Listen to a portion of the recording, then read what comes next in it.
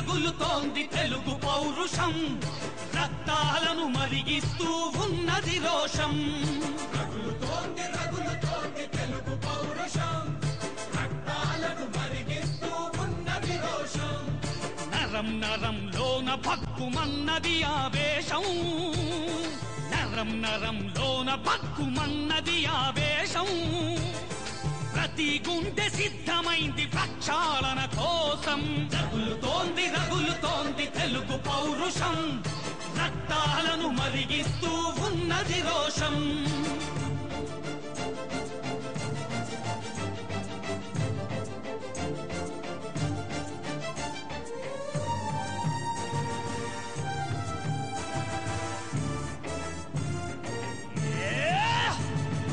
ఎవడురా వాడెవడురా ఆ ఢిల్లీ దొరగాడెవడురా, ఎవతిరా అసలెవతిరా ఆ తెల్ల దొరసానెవతిరా.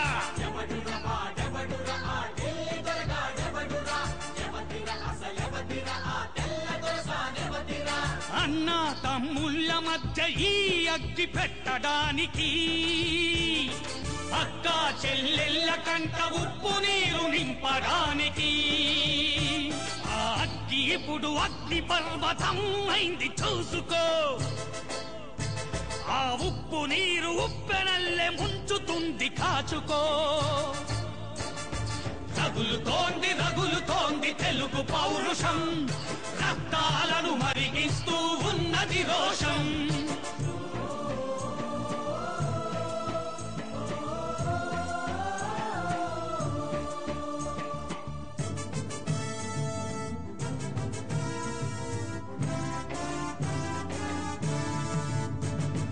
పదవిని వదిలుండలేని బిచ్చగాళ్ళందరినీ మొలలకు మొలతాళ్ళు గట్టి మగాళ్ళుగా మార్చగా. పదవిని వదిలుండలేని బిచ్చగాళ్ళందరినీ మొలలకు మొలతాళ్ళు గట్టి మగాళ్ళుగా మార్చగా. అమ్మో అధికారమన్న ఆడపడుచులొక్కొక్కరికి, అమ్మా మీ బాధ్యతదని చెప్పి మప్పు వదల కొట్టగా. పల్లె పల్లెలోన పళ్ళు నూరుతోంది విప్లవం, అరెరెరెరె ఊరు వాడనొకటి చేసి ఉరుముతోంది ఉద్యమం. రగులుతోంది రగులుతోంది తెలుగు పౌరుషం, రక్తాలను మరిగిస్తూ ఉన్నది రోషం.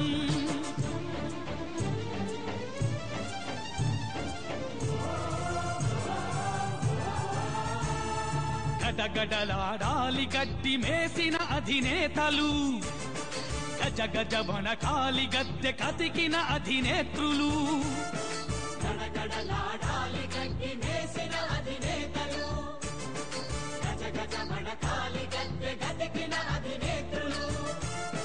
కుట్ర స్వార్థాలు నడుపు ఆ పోరు కాదురా ఇది, నీతి నిస్వార్థమున్న సామాన్యుడి దెబ్బరాయిది. ఏ గండ్రగొడ్డలైన చెంచలేనిది ఈ బంధనం, సీమ సీమలోన మోగుతోంది సింహగర్జనం. రగులుతోంది రగులుతోంది తెలుగు పౌరుషం, రక్తాలను మరిగిస్తూ ఉన్నది రోషం.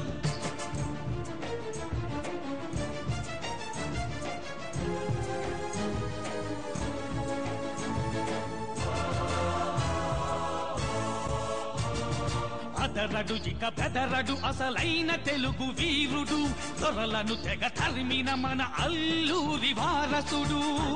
ఇక బెదరడు అసలైన తెలుగు వీరుడు, దొరలను తెగ తరిమిన మన అల్లూరి వారసుడు. తుండు తూవాలలాగా రాష్ట్రాన్ని వాడినోళ్ళకి, పాఠం చెప్పేంతలాగా రాజుకుంది నిప్పు నేలకి. ఈ నింగి బద్దలైన ఇంకా ఆగదు ఈ యుద్ధం, సమైక్య సాధన దాకా ఆరదు పోరాటం. రగులుతోంది రగులుతోంది తెలుగు పౌరుషం, రక్తాలను మరిగిస్తూ ఉన్నది రోషం, రక్తాలను మరిగిస్తూ ఉన్నది రోషం. జై సమైక్యాంధ్ర, మరిగిస్తూ జై సమైక్యాంధ్ర, జై సమైక్యాంధ్ర.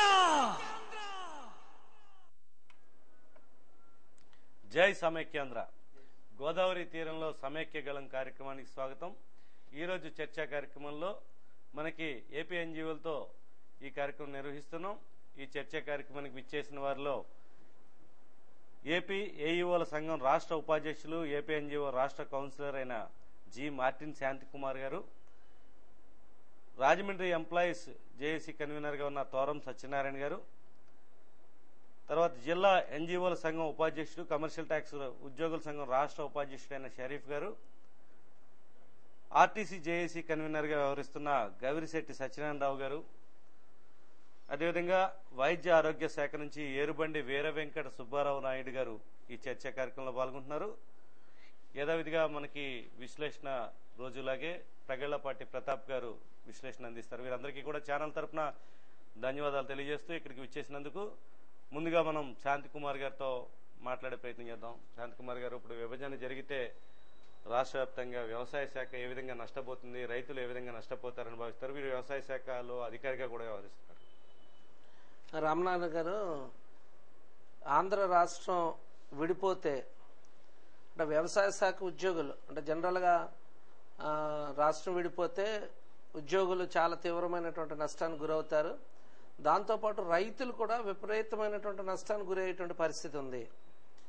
ఎందుకు ఏ రకంగా రైతులు నష్టపోతారని అంటే, తెలంగాణ ప్రాంతంలో మనం చూసుకుంటే 6 ఎత్తిపోత పథకాలు ఉన్నాయి తెలంగాణ ప్రాంతంలో. 1 ప్రాణహిత చివెల్ల, 2 దేవాదుల, 3 దుమ్ముగూడు, 4 ఇందిరా దుమ్ముగూడు, 5 రాజీవ్ దుమ్ముగూడు, 6 ఎల్లంపల్లి, ఇలాంటి 6 ఎత్తిపోతల పథకాలు ఉన్నాయి. దీని ద్వారా వాళ్ళ టార్గెట్ ఏంటంటే 29 లక్షల ఎకరాలకి నీటి సరఫరా చేయాలన్నది వాళ్ళ యొక్క టార్గెట్. ఈ ఎత్తిపోతల పథకం ద్వారా విచిత్రం ఏంటంటే, తెలంగాణ అభివృద్ధి చెందుతులేదు, అభివృద్ధి చెందినటువంటి ప్రాంతం అని అంటున్నారు. నిజానికి అభివృద్ధి చెందినటువంటి ప్రాంతం ఇటు కోస్తా తీరాలు ఎక్కువ కనబడుతుంది. ఎందుకు ఈ మాట నేను అంటున్నానంటే, మన ప్రాంతంలో ఒక ప్రాజెక్టు కూడా లేదు. అసలు ఉన్నది ఒకే ఒక ప్రాజెక్టు, అది పోలవరం ప్రాజెక్టు.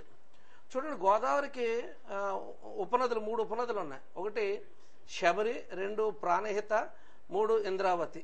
ఈ 3 కూడా తెలంగాణ ప్రాంతంలో ఉన్నాయి. ఇక్కడి నుంచి గోదావరిలోకి నీరు రావాలని అంటే ఈ 3 ప్రాంతాలని ఉపనదులను దాటుకుంటూ నీరు ఇక్కడికి రావాల్సినటువంటి పరిస్థితి ఉంది. మనం రాజమండ్రిలో చూస్తే మన గోదావరి అఖండ గోదావరిలాగా మనకు కనబడుతూ ఉంటుంది. కానీ రేపు ఈ రాష్ట్రం విడిపోవడం ద్వారా నేను అనుకుంటున్నాను, అక్కడ నీరు ఉండదు. గోదావరి అఖండ గోదావరిలో ఇసుక దెబ్బలు ఉంటాయి. ఎందుకు ఇసుక దెబ్బలు ఉంటాయని అంటే, ఫర్ ఎగ్జాంపుల్ మనకు ఉన్నటువంటి ఏకైక సోర్సెస్ అంటే పోలవరం ప్రాజెక్టు. రాష్ట్రం విడిపోకుండా ఉన్నప్పుడు తెలంగాణ ప్రాంతంలో ఉన్నటువంటి ప్రజలైతే, రాజకీయ నాయకులు అయితే ఎవరైతే ఉన్నారో 8 సంవత్సరాల నుంచి పోలవరం ప్రాజెక్టును వాళ్ళు అడ్డుకుంటున్నారు. 8 సంవత్సరాల నుంచి. ఇప్పుడు రాష్ట్రం విడిపోతే ఒక చెక్క నూరు కూడా వదిలేటువంటి పరిస్థితి మనకి ఇక్కడ కనబడదు మనకి. చూడండి, ఇప్పుడు రబీలో ఈ గోదావరి నీటి ద్వారా 10 లక్షల ఎకరాలకి నీరు అందాలి జనరల్గా. కానీ ఇప్పుడున్నటువంటి పరిస్థితి చూస్తుంటే ఈ ఎత్తిపోతల పథకంలో ఇవి సరిగ్గా పూర్తి అవ్వకుండానే అన్అఫీషియల్గా నీరుని డైవర్ట్ చేయడం ద్వారా ఇక్కడ కేవలం 2 నుంచి 4 లక్షల ఎకరాల వరకు మాత్రమే నీరు సరిపోతుంది. గోదావరిలో రబీ ఖరీఫ్ కి 2 పంటలకి ఇబ్బంది పడే పరిస్థితి ఉంది. అంటే 10 లక్షల ఎకరాలకి నీరు సరఫరా అవ్వాలి, కానీ 2 నుంచి 4 లక్షల ఎకరాలకు మాత్రమే ఇది సరిపోతుంది. రాష్ట్రం 2 ముక్కలైతే ఇంకా రబీ అనేది ఉండదు. అసలు రబీ అనేది దానికోసం మనం దాని గురించి మర్చిపోవాలి. ఈ ఖరీఫ్లో కూడా ఈ భూములన్నీ ఏమైపోతాయంటే బీడుబారిపోయేటువంటి పరిస్థితి మనకు కనబడతాయి. ఒక మాటలో చెప్పాలంటే రైతులు విపరీతంగా నష్టపోతారు. ఇప్పుడు ఆర్థికంగా కాస్తో కూస్తో బలంగా ఉన్నటువంటి ఈ కుటుంబాలు ఏదైతే ఉన్నాయో, రైతులు కానీ రైతు కుటుంబాలు కానీ, ఈ రాష్ట్రం విడిపోతే కొన్ని రోజుల్లోనే వీళ్ళు వలస కూలీలుగా మారిపోయేటువంటి పరిస్థితి ఉంది. పోలవరం కానీ పూర్తయితే కృష్ణా గోదావరిలో 40 లక్షల ఎకరాలకి నీరు అందేటువంటి పరిస్థితి ఉంది. ఎప్పుడైతే ఈ పోలవరం ప్రాజెక్టు పూర్తయితే 40 లక్షల ఎకరాలకి నీరు అందుతుంది. ఈ 40 లక్షల ఎకరాలకి నీరు అందితే 1,50,00,000 టన్నుల ధాన్యం ఉత్పత్తి అవుతుంది. ఈ మధ్యన మన సెంట్రల్ గవర్నమెంట్ వారు ఆహార భద్రత పథకం పెట్టారు. ఆహార భద్రతా పథకం ఒక బిల్లుని ఆ పార్లమెంట్లో కూడా పాస్ చేసిన పరిస్థితి మనం చూసాం. మరి ఏ ఉద్దేశంతో వారు ఆ బిల్లును పాస్ చేశారో అయితే మనకైతే తెలియదు, కానీ వాళ్ళ మైండ్ సెట్ ఎలాగుందో. కానీ ఇక్కడ ఈ రాష్ట్రం విడిపోతుంటే 13 జిల్లాల వైపు ఉన్నటువంటి ఈ భూములు ఏదైతే ఉన్నాయో, మరి ముఖ్యంగా ఈ కృష్ణ ఆ గోదావరి పరివారక ప్రాంతం ఏదైతే ఉందో, ఇవి 40 లక్షల ఎకరాలు ఈ భూములన్నీ కూడా బీడిబారిపోతాయి. ఇక్కడ ధాన్యం అనేది ఉత్పత్తి అనేది జరుగుతుంది. అలాంటప్పుడు ఆహార భద్రత ఎలా ఉంటుంది మనం ఒకసారి ఆలోచించేయాలి. ఓకే, మళ్ళీ మీ దగ్గరికి వద్దాం. చెప్పండి, ఆర్టీసీ పరిస్థితి కూడా చాలా దారుణమైన పరిస్థితికి వెళ్ళిపోతుంది. రాష్ట్రం విడిపోతే కనుక ఆర్టీసీని మూసివేయాల్సిన దుస్థితి దాపురిస్తుందని ఆర్టీసీ కార్మికులు, ప్రజలు అందరూ కూడా ఆందోళన వ్యక్తం చేస్తున్నారు. ఈ ప్రాంతాల్లో ముఖ్యంగా ఇప్పుడు ఉన్న పరిస్థితుల్లో దాదాపు 44-45 రోజులు దాటి సమ్మె జరుగుతున్న నేపథ్యంలో ఆర్టీసీ బస్సులు ఇప్పుడు ఒకవేళ బయటికి తీయాలన్నా తీయలేని పరిస్థితిలో ఉన్నాయి. మెయింటెనెన్స్ ప్రాబ్లమ్స్, బ్యాటరీ ప్రాబ్లమ్స్, రకరకాల సమస్యలు కూడా ఉన్నాయనేసి అంటున్నారు. ఆ ఆర్టీసీకి వాటిల్లో నష్టం ఏ విధంగా ఉండబోతుంది? ఆర్టీసీ లేక ఇప్పుడు ఆల్రెడీ ప్రయాణికులు చాలా ఇబ్బంది పడుతున్నారు, ఆటోలు కానీ లేకపోతే ఇతర ప్రైవేట్ వాహనాలకి చాలా రకాలుగా. మీరు ఏ విధంగా ఈ సమ్మె ప్రభావాన్ని కానీ ప్రజలకు సంబంధించి ఏం చెప్పదలుచుకున్నారు? ఇప్పుడు ఈ రోజుకి ఆర్టీసీ టోటల్గా స్టేట్ వైడ్గా అయితే గత 2 రోజుల క్రితం మా ఎండీ గారు చెప్పిన ప్రకారం 432 కోట్ల రూపాయల ఆదాయం పోగొట్టుకున్నాం, లాభం కాదు. అయితే జిల్లా వారీగా చూస్తే రోజుకి 80 లక్షల రూపాయలు ఆదాయం. ఇక్కడ మేము 850 బస్సులతో జిల్లాలో నడుపుతున్నాం. ఈ జిల్లాలో నడుపుతున్నప్పుడు ఈ టోటల్గా ఎవరైతే 9 డిపోల్లో కూడా 80 లక్షల రూపాయల ఆదాయం వచ్చేది అన్నది ఆదాయము. అంటే మేము అంటే ఒక జీతబత్యాలకే సగమైతే ఆయిల్కి దానికన్నా ఇంకో 1 or 2 పాయింట్స్ ఎక్కువ అవుతుంది. ఆ పరిస్థితుల్లో ఆర్టీసీ పరిస్థితి.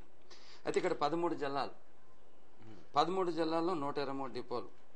ఈ 123 డిపోల్లో కూడా జిల్లా గడికి వచ్చినప్పటికీ టోటల్గా ఇంచుమించు అన్నీ కూడా ప్రాఫిట్ లాస్ సమానం, అన్నీ కూడా లాస్ తోటి ఎక్కువ ఉన్నాయి జిల్లాలో, మనకి ఎక్కువ ఉన్నాయి డిపోలో కూడా. ఎందుకంటే ఇక్కడ ప్యారలల్గా ప్రైవేట్ ఆపరేషన్ కూడా ఎక్కువ. హైదరాబాద్కి వెళ్ళి ప్రైవేట్ ఆపరేషన్ ఎక్కువ. అన్ని ప్రైవేట్ వాళ్ళు ధనంజయ కన్నా ఎస్వీఆర్ కన్నా కాళేశ్వరి లేకపోతే వేరే వేరే వేరే వేరే ట్రావెల్స్ అన్ని కూడా హైదరాబాద్ మీద కంపల్సరీ వెళ్తాయి. ఇవన్నీ కూడా మా బస్సులను టోటల్గా ఈ ఆంధ్రప్రదేశ్లో ఓన్లీ ఆంధ్రప్రదేశ్ నుంచి వెళ్తున్న బస్సుల్లో ఆర్టీసీ ఆదాయాన్ని 400 నుంచి 500 కోట్ల వరకు కూడా కొలగొడుతున్న పరిస్థితి. ఈ పరిస్థితిలో ఆర్టీసీ ఎలా నిలబడుతుంది అంటే ఈ ఆపరేషన్ తెలంగాణ లేదంటే తెలంగాణలో ఈ టైప్ ఆఫ్ ఆపరేషన్ అంత లేదు, ప్రైవేట్ ఆపరేషన్ ఈ జిల్లాల్లోనే ఉన్నది, 13 జిల్లాల్లో ఉన్నది. దాన్ని కాబట్టి ఆదాయం మాకు వచ్చే ఆదాయాన్ని ప్రైవేట్ వాళ్ళు కొలగొడుతున్నారు. ఓ పక్కనైతే మేము జీతాల కోసం చేసిన సమస్య కాదు, ఆంధ్రప్రదేశ్ని సక్రమంగా మనందరూ కూడా సమైకాంధ్రం ఉండొచ్చుకోవడం కోసమే ఈ ప్రయత్నం. దీంట్లో ఒక స్టూడెంట్కైనా, ఒక ఉద్యోగస్తులకైనా, ఒక రైతుకైనా, ఒక కూలికైనా అందరికి కూడా ఉపయోగపడేది ఆర్టీసీ బస్సు. మరి ఇలాంటి ఆర్టీసీ బస్సులు ఎందుకు కట్టుకుని వచ్చాం? మీ అందరికీ సమైకాంధ్ర కావాలా, మాకు సమైకాంధ్ర కావాలని ఉద్దేశం.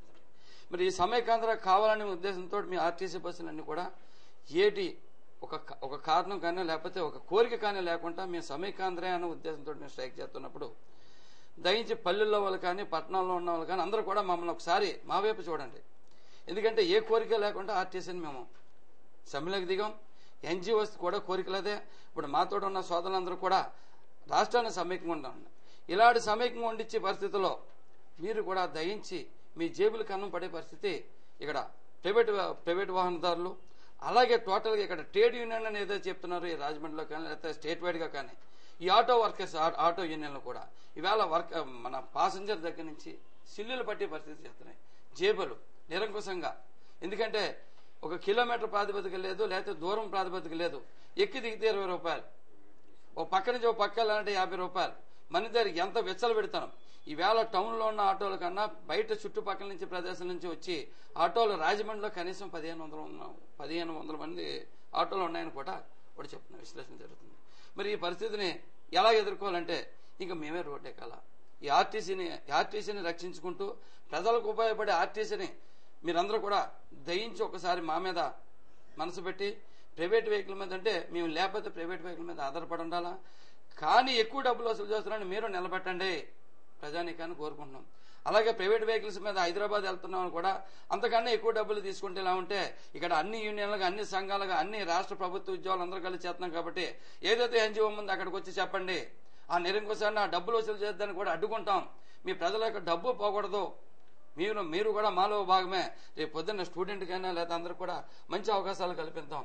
ఒకవేళ ఈ సమ్మె అయిపోయిన తర్వాత పల్లెకి తిరిగి ఆర్టీసీని ఆదరించండి అని చెప్పి రోజుకి ఇంకో 2-3 గంటలు అదనంగా పనిచేసిన ఆర్టీసీని రక్షించుకుంటాం, కానీ సమైక్యాంధ్రాన్ని వదులుకోము. సమైక్యాంధ్ర ఉద్యమం ముసుగులో ఈ దోపిడీ జరుగుతుంది, చాలా ఈ ప్రైవేట్ ఆపరేటర్ల ద్వారా కానీ ఇటు ఆటోల ద్వారా కానీ జరుగుతుందని చాలా ఆందోళన వ్యక్తం చేస్తున్నారు అందరూ. ఈ యూనియన్ నాయకులతో వీళ్ళందరితో మాట్లాడడం జరిగిందా? మీరైనా ఒక ప్రజలకు ఇబ్బంది లేకుండా చేయమని ఎప్పుడైనా కోరారా? మేము దయించి ఒకసారి చెప్పాం సార్, ఎలాగంటే ఈ సమ్మెలో 1-2 రోజుల పాటు మీరు పాల్గొనండి అని చెప్పాం. ఏకదం అందరూ కూడా ఎవరైతే 3 సంఘాలు ఉన్నాయో 3 సంఘాలు పాల్గొంటాయంటారు. ఈ రోజుకి ఒక్క రోజు నుంచి కూడా పాల్గొనేది లేదు.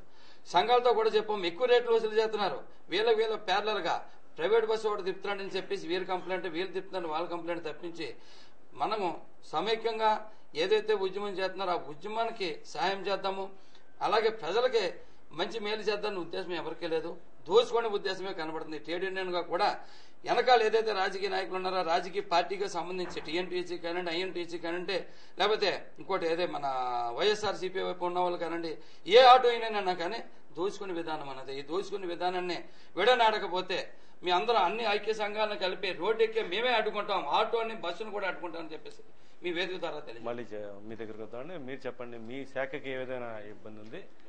ఆర్ఎన్బికి సంబంధించి ఎట్లాంటి ఇబ్బందులు ఉన్నాయి? ఇప్పటికే మనకి చాలా రోడ్లు లేని పరిస్థితి రాష్ట్రంలో కానీ జిల్లాలో కానీ సరైన రోడ్డు సదుపాయాలు ఎక్కడా లేవు. మీ శాఖ ఏ విధంగా రాష్ట్ర విభజన జరిగితే కనుక నష్టపోయే అవకాశం ఉంది? సమైక్యంగా ఎందుకు ఉండాల్సిన అవసరం ఉంది? చూడండి, మా డిపార్ట్మెంట్ తరపు అయితే రోడ్లు చాలా శాంక్షన్ అయి ఉన్నాయి, అలాగే శాంక్షన్ కూడా రాకపోతున్నాయి. శాంక్షన్ అయిన రోడ్లకి ఏ రోజు పనిచేయాలంటే ఈ రాష్ట్ర విభజన దాని మీద వ్యతిరేకంగా మరి మేము సమ్మె తలపెట్టిన దాని మీద ఆ పనులన్నీ కూడా పక్కకి నెట్టున్నాయి. దాని మీద వర్క్ జరిగే విషయంలో మరి కాంట్రాక్ట్స్ వచ్చి ఉన్నారు. చేసిన పనులకి చేయబోయే పనులకి నిధులు వచ్చే అవకాశం ఉంది? చేసే పనులకి నిధులు వచ్చే ప్రస్తుతం లేవు, కానీ తర్వాత రావడానికి మరి రాష్ట్ర విభజన మీద ఏ పరిస్థితులు ఏర్పడతాయన్న ఒక భయంతో కాంట్రాక్ట్స్ భయం చెందుతున్నారు. అదేవిధంగా మా వరకు మేము కూడా చేయించడానికి కొద్ది ఇబ్బందులు పడే పరిస్థితి ఏర్పడుతుంది. రోడ్లు భవనాల శాఖ ఏ విధంగా దెబ్బతినే అవకాశం ఉంది ఇప్పుడు ప్రధానికి? ఇప్పుడు ఈ వర్షాకాలం పరిస్థితిలో ఒక రిపోర్ట్ తీసుకురావాలంటే రోడ్లు ఏ విధంగా పాడైపోయిన దాని మీద మరి మేము సమ్మెలో ఉన్న తర్వాత పూర్తి రిపోర్ట్ అనేది తీసుకొచ్చే పరిస్థితి అధికారులు ఇవ్వడం అనేది జరిగే పరిస్థితి కాదు. మరి అధికారులు కూడా వారు ఇన్ని మాత్రం వారు 2-3 తప్ప అధికారులుగా మా రాయమండ్రి డివిజన్లో మరి పూర్తి రిపోర్ట్ని అందజేసే పరిస్థితి కనిపించదు. అదే మరి మొత్తం స్టాఫ్ ఉన్నట్టయితే మాకు మొత్తం అన్ని రోడ్ల నుండి తప్పనిసరిగా అన్ని ఏ విధంగా కోల్పోయిన రోడ్లు ఏ విధంగా మనకు ఎస్టిమేషన్ ఎంత అన్నది ప్రతి ఒక్కటి కూడా చూపించాక వీలుపడేది. మరి అది ఆ విధానం కల్పించడానికి అవకాశం లేకుండా రోడ్డు పరిస్థితి ఏర్పడ్డది. ఇప్పుడు ఇంకా ఉద్యమం తీవ్రతరం చేయాలంటే ఏ విధమైన స్టెప్స్ తీసుకోవాల్సిన అవసరం ఉంది? ఉద్యోగులు ఇప్పటికే 1.5 పైబడి జీతాలు లేక చాలా తీవ్ర స్థాయిలో ఉద్యమిస్తున్నారు. అందరికన్నా వాళ్ళందరికీ కూడా నిజంగా హ్యాట్స్ ఆఫ్ చెప్పాలి. ఈ నేపథ్యంలో ఉద్యోగస్తులకు మద్దతుగా ప్రజలు ఇంకా ఏ విధంగా మీ వెనకాల నిలబడాలని కోరుకుంటున్నారు? మా రాష్ట్ర ఎన్జిఓ సంఘం ఇచ్చినటువంటి పిలుపు మీద మేము ఈ రోజుకి 33 రోజుల సమ్మె పూర్తవుతుంది. 34వ రోజు కొనసాగబోతున్నాం. మరి ఇప్పటికైతే చిన్న ఉద్యోగస్తులుగా మా డిపార్ట్మెంట్లో అయితే జీతాలు లేక చాలా ఇబ్బందులు పడి చాలా విషయాల్లో జీతాలు లేక ఇబ్బంది పడి ఏం చేయాలని అర్థం కాని పరిస్థితిలో వెనకడిగా వేసే పరిస్థితి లేదు, కానీ ముందడిగా వేసే పరిస్థితిలో ఏ విధంగా మనం పోవాలా? అయ్యా మీరు నాయకత్వంగా ఉన్నప్పుడు మరి మేము ఆర్థికంగా చాలా ఇబ్బందులు పాలైపోతున్నాం. మరి అప్పు ఇచ్చేవాళ్ళు అయితే ఇదివరకు 3 రూపాయలు 4 రూపాయలు వడ్డీ ఇచ్చేవాళ్ళు ఈవేళ 10 రూపాయలు కూడా ఇవ్వని 4 సార్లు తిరిగి ఒక 10,000 రూపాయలు అప్పు అడిగితే 5,000 రూపాయలకి 4 సార్లు తిప్పించుకుని ఎక్కువ వడ్డీతో మాట ఒప్పందం పెట్టుకునే పరిస్థితి చిన్న ఉద్యోగస్తులు భలే పరిస్థితి ఉంది. మరి ఈ విధంగా మా చిన్న కార్మిక వర్గం చిన్న ఎంప్లాయీస్ కూడా చాలా ఇబ్బంది పడే పరిస్థితి ఉంది. ఏది ఏమైనప్పటికీ ఎంత చిన్న ఉద్యోగస్తుడైనా ఈ సమ్మెలో మాత్రం వెనకడిగేసే పరిస్థితి మాత్రం లేదు. రేపు రాష్ట్ర జేఏసీ ఇచ్చిన పిలుపు మేరకు ఏది ఇచ్చినా కానీ మేము ముందుగా తప్పనిసరి కొనసాగుతుందని చెప్పేసి తెలియజేస్తున్నాం. నాయుడు గారు మీరు చెప్పండి, వైద్య ఆరోగ్య శాఖ ఏ విధమైన ఇబ్బందులకు గురయ్యే అవకాశం ఉంది? మనకి రావాల్సిన నిధులు కానీ ఇప్పుడు రావాల్సిన శాంక్షన్స్ అన్ని కూడా వచ్చే అవకాశం ఉందా? ఒకవేళ విభజన జరిగితే మనం ఏ విధంగా నష్టపోయే అవకాశం ఉంది? సమైక్యంగా ఉంటే ఎలాంటి లాభాలు ఉంటాయి?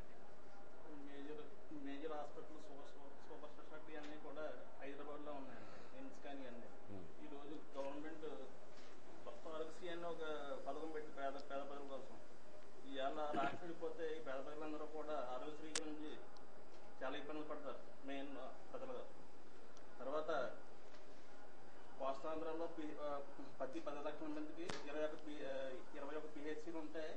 తెలంగాణలో 20 ఉన్నాయి. ఇక్కడ 10 లక్షల మందికి 46 పడకలు ఉంటాయి. తెలంగాణలో 56 పడకలు ఉన్నాయి. అన్ని రకాలుగా తెలంగాణ అభివృద్ధి చెందింది. ఇప్పుడు మేజర్ హాస్పిటల్ హైదరాబాద్ పెట్టడం వల్ల తర్వాత ఇంకెక్కడ ఎంబీబీఎస్ చదువుకున్న వాడికి అక్కడ హైదరాబాద్ ఉస్మానియాలో సీట్ రాదు. సో ఇలాంటివన్నీ ఏర్పాటు చేసుకోవాలంటే సీమాంధ్ర ప్రాంతాల్లో సుమారుగా ఎన్ని సంవత్సరాలు పట్టే అవకాశం? 100 సంవత్సరాల్లో పట్టచ్చు. హైదరాబాద్ సిటీ అలా హాస్పిటల్ కట్టాలంటే 100 సంవత్సరాల్లో పట్టచ్చు. అందుకు ఈ సమస్య గ్రామం ఎదిరించడానికి ప్రతి పౌరుడు ప్రతి ఇంటి మీద జెండా పెట్టి అందరూ ఇంటికి వచ్చి ఇంకా ఉద్యమం ఇంకా ముందు తీసుకొచ్చి సమస్యగలం వినిపించాలి. తర్వాత ఇప్పుడు ఉద్యోగస్తులు అంటే ఉద్యోగస్తులు కూడా చాలా రకాల ప్రమోషన్ ఈ డ్రోన్ సిస్టమ్ కింద ఉంది. అందరూ ప్రమోషన్ కానీ అన్ని డాక్టర్స్ నర్సులు అందరికీ ఇబ్బంది. ప్రమోషన్ లో ఏ పోస్ట్ ఉంటే ఆ పోస్ట్ ఉండిపోతుంది. ఈ జోనల్ సిస్టమ్ లో తీవ్రంగా దెబ్బతింటారు. చాలా తీవ్రంగా దెబ్బతింటుంది. ఎవరికి ఏ పోస్ట్ ఉంటే ఆ పోస్ట్ చాలా వరకు నష్టం వస్తుంది. ఈ తెలంగాణ ఈ సమస్య విభజన జరుగుతుంది. ఓకే, షరీఫ్ గారు మీరు చెప్పండి. ఇప్పుడు మొన్న వాళ్ళ సభకి హైదరాబాద్ కూడా వెళ్లారు. మీరు ఆ దాడి జరిగిన బస్సులో ఎవరైతే రాళ్లు వేసి కొట్టారో తెలంగాణ వాదులు కొంతమంది ఈ దుండగల రూపంలో వచ్చి ఆ దాడి జరిగిన బస్సులో కూడా మీరు ప్రయాణిస్తూ అక్కడ సత్యనారాయణ కూడా హెల్ప్ చేసిన సమాచారం. ఆ రోజు ఏం జరిగింది? ఎట్లాంటి భయానక వాతావరణం తెలంగాణ ప్రాంతంలో ఉంది? తర్వాత మీ శాఖకు సంబంధించి కానీ ఇతర అంశాలకు సంబంధించి మనకు ఎలాంటి నష్టాలు ఉన్నాయి విభజన జరిగితే? సార్, ముందుగా చెప్పాలంటే ఇవాళ జేఏసీ సమైక్య కేంద్రం గురించి పిలుపుచ్చిన జేఏసీ మరి ఎన్జిఓస్ పిలుపు మేరకు మరి లాల్ బహదూర్ స్టేడియంలో మీటింగ్కి ఎవరు సాహసం చేయలేని, అంటే ఇక్కడ ఏ సంఘాలు కూడా, అంటే ముఖ్యంగా చెప్పాలంటే పొలిటీషియన్స్ కూడా అక్కడ నుండి తెలంగాణ నుండి ఎవరైనా దమ్ము ధైర్యం ఉంటే ఇక్కడ వచ్చి హైదరాబాద్లో మీరు మీటింగ్ పెట్టండి, పెడితే మేము మీకు సమాధానం చెప్తామని చెప్తే ఇవాళ దీనికి స్పందించి నరాల నుండి కట్టలు తెంచుకుంటూ ఇవాళ ఒక సామాన్య ఎంప్లాయీ అంటే ఒక బౌండరీలో బతికే వ్యక్తి ఒకడు ఇవాళ కట్టలు తెంచుకుంటూ మరి ఆ పిలుపు మేరకు మరి NH5 పై, అంటే ఇవాళ NHని ఏదో మార్చారు, NH5 పై రోడ్లు గుండా ఎదురుగుండా ధైర్యం మీద వెళ్లి ప్రయాణం చేసి అక్కడ ఎన్ని వేల మంది తోటి సభ నిర్వహించాం, భారీ నిర్వహించాం. మరి మీరంతా చూసే ఉంటారు. మరి దాంట్లో వాళ్ళు ఉక్రోషులయ్యి మరి అక్కడ తెలంగాణ వాళ్ళు అక్కడ ఏదో మేము చేస్తున్న మీటింగ్కి చెడగొట్టడం కోసం వారు అక్కడ ఏదో పక్కన బిల్డింగులు సులభ కాంప్లెక్స్ పై నల్ల జెండాలతో నుంచొని మమ్మల్ని డిస్టర్బ్ చేయడం, మమ్మల్ని డైవర్ట్ చేయడం కోసం అక్కడ వాళ్ళు నల్ల జెండాలతో నిల్చున్నారు. అయినా దానికి సమాధానం చెప్పాం. అలాగే ఒకళ్ళిద్దరు వచ్చి ఒక పోలీసు హోంగార్డ్ వచ్చి మరి చెప్పు ఇస్తటం జరిగింది. అయినా మేము అక్కడ వాళ్ళ ఏరియాలో వెళ్ళి అక్కడ నుండి అక్కడ మా ఏరియాలో రావటం వల్ల అతనికి అదే రకంగా మామూలుగా పంపించేసాం తప్పించి పోలీసులు తీసుకెళ్లారు తప్పి మేము ఎటువంటి వాటి మీద చేయి చేసుకుంటాం ఏం లేకుండా చేసాం. అయితే మేము అదే ధైర్యంతో మేము రాత్రి హైవే మీద ప్రయాణం చేస్తున్న సమయంలో మమ్మల్ని టీ నీళ్లు భోజనాలు దొరకకుండా చేయాలని చెప్పేసి మొత్తం వాళ్ళు టీఆర్ఎస్ అనుకోండి అక్కడ తెలంగాణ వారు ఎవరైనా మొత్తం మీద మొత్తం బంద్ పాటించారు. బంద్ పాటించడం వల్ల రాత్రి మేము 10:30-11 ఇంటికి వస్తున్న సమయంలో రాత్రి వర్షం వస్తుంది. వర్షం టైంలో ఒక్క షాప్ కూడా తీసలేదు. ఆ టైంలో డివైడర్స్ మధ్యలో మేము ధైర్యంగా మేము కాలు ఎగురుకుంటా వస్తున్న మేము జయప్రదం చేసుకుంటా వచ్చిన సమయంలో వాళ్ళు ఉక్రోషానికి లోనయ్యి మరి అక్కడ వాళ్ళు డివైడర్ మీద కూర్చుని రాళ్లతోటి మాకు రాత్రి 10:30 గంటలకి మా మీద రాళ్లతోటి దాడి చేశారు. దాడి చేసినప్పుడు మరి నా వెనకాల నా కూలీకు, నా సాటి కూలీకు నా వెనకాలే ఉన్నాడు. మరి ఆ బస్సు నుండి వచ్చి రాయి కొట్టడంతో మొత్తం ఇదంతా హోల్ పడి దాని మీద 5 మైక్రో ప్లేట్స్ వేశారు. మరి అలాగే వాళ్ళకి 12 స్క్రూస్ వేశారు. అలాగే 3 టీత్ పోయినాయి. ఈ రోజు కూడా అతను ఐసీయూలోనే ఉన్నాడు. ఎందుకంటే అతను సామాన్య మానవుడు. ఎందుకంటే ఒక అటెండర్ అంటే చాలా ఒక చిన్న స్థాయి ఉద్యోగి కూడా ఇవాళ ఈ ఎలా వస్తారనే దాని మీద కట్టలు, అంటే అతని ఇంటి పేరు కూడా కట్ట సత్యనారాయణ, కట్టలు తెంచుకుంటూ మరి అక్కడికి వెళ్ళి మరి అతను ఏదో చూపించాడు. మరి అంటే అయినప్పటికీ మేము ఎంత సక్సెస్ చేసినా సరే వాళ్ళు ఒకటే అన్నారు, ఇది పెద్ద సభ కాదు, ఇది పెద్ద జనం రాలేదన్నట్టుగానే వాళ్ళు ఇచ్చారు.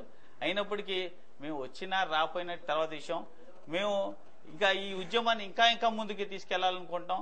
ఇప్పుడు మేము వెళ్ళటం కాదు, మా కూడా నా సాటి మహిళా ఉద్యోగులు మరి వాళ్ళు కూడా త్వరలో, అతి త్వరలో 5, 15, 16 నుండి మన అశోక్ బాబు గారు ఒక ప్రకటన చేస్తానన్నారు. మరి ఆ ప్రకటనలో మేము అవసరం లేదు, మరి మా మహిళా ఉద్యోగులు అక్కడికి వెళ్ళి మళ్ళీ అక్కడే మళ్ళీ చేస్తారు. వాళ్ళ కాటి మహిళా బొటన వేలుతో వాళ్ళని అంచుతారని చెప్పేసి నేను అనుకుంటున్నాను. అయితే ఈ సమయం రెవెన్యూ విషయానికి వస్తున్నాను. నేను ట్యాక్సుల పరంగా డబల్ పడతాయి రాష్ట్రం విడిపోతే అన్నది ఒక టాక్ ఉందండి, అంతవరకు నిజం? లెక్కలు ఏంటండి? అంటే సార్ ఇక్కడ వచ్చేటప్పటికి ఏముందంటే ఇప్పుడు రెవెన్యూ వచ్చేటప్పటికి మొత్తం హైదరాబాద్ రెవెన్యూ 2773 crores అండి.